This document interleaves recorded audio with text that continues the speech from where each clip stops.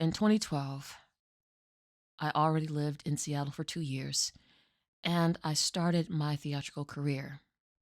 Fast forward 2 years. Well, yeah, almost 2 years. 33 going on 34. A bunch of my classmates at the time did this play about these people who are disabled, right?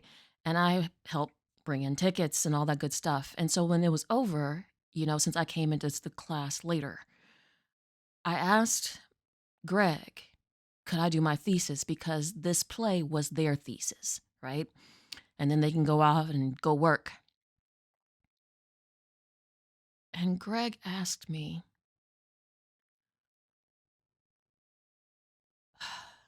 I never told anybody this, not even those who were closest to me. Greg asked me, what do you want to do? What play do you want to reenact? And I laughed, but my laughter was not, well, you can hear it. And I gave him this small little booklet, and it was called Night Mother by Marsha Norman.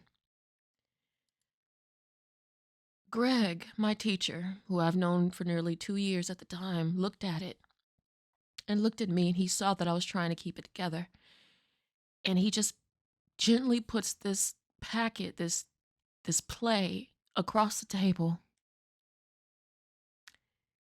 He just looks at me and he says, go work. I have nothing more to teach you. Go work. And I was upset. I was so upset. I was so upset. Because I was like, how could you? How could you? But now that I'm older, I realize why he told me to go work. If you've never sat through a play of Night Mother, you will understand how tense and how intense and visceral this play is. This is the battle cry of every child who tried to survive from a narcissistic parent.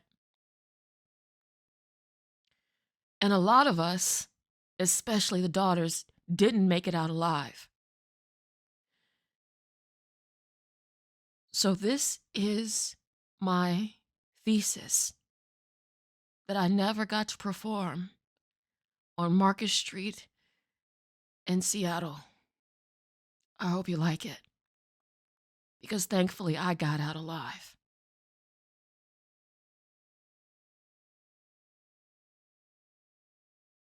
Mama, I only told you I was going to kill myself so I could explain it, so you wouldn't blame yourself, so you wouldn't feel bad. There wasn't anything you could say to change my mind. I didn't want you to save me. I just wanted you to know. Don't you see, Mama? Everything I do winds up like this. How could I think you would understand? How could I think you would want a manicure? That we could hold hands for an hour and then I could go shoot myself.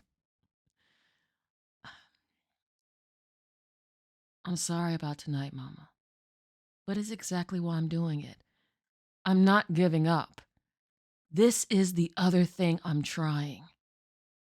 And I'm sure there are some things that might work. But might work isn't good enough anymore. I need something that will work. This will work. That's why I picked it. Mama, listen, I'm not your child. I am what became of your child. I found an old baby picture of me, and it was somebody else, not me. It was somebody pink and fat who never heard of sick or lonely. Someone who cried and got fed and reached up and got held and kicked but didn't hurt anybody and slept whenever she wanted to just by closing her eyes. Somebody who mainly just laid there and laughed at the colors waving around over her head and chewed on a polka dot whale and woke up knowing some new trick nearly every day and rolled over and drooled on the sheet and felt your hand pulling my quilt back up over me. That's who I started out, and this is who is left. That's what this is about. It's somebody I lost, all right? It's my own self, who I never was, or who I tried to be and never got there. Somebody I waited for who never came and never will. So see, it doesn't much matter what else happens in the world or in this house even. I'm what was worth waiting for, and I didn't make it. Me, who might have made a difference to me. I'm not going to show up, so there's no reason to stay except to keep you company, and that's not reason enough because I'm not very good company, am I? Just let me go, Mama. Let me go easy. Please.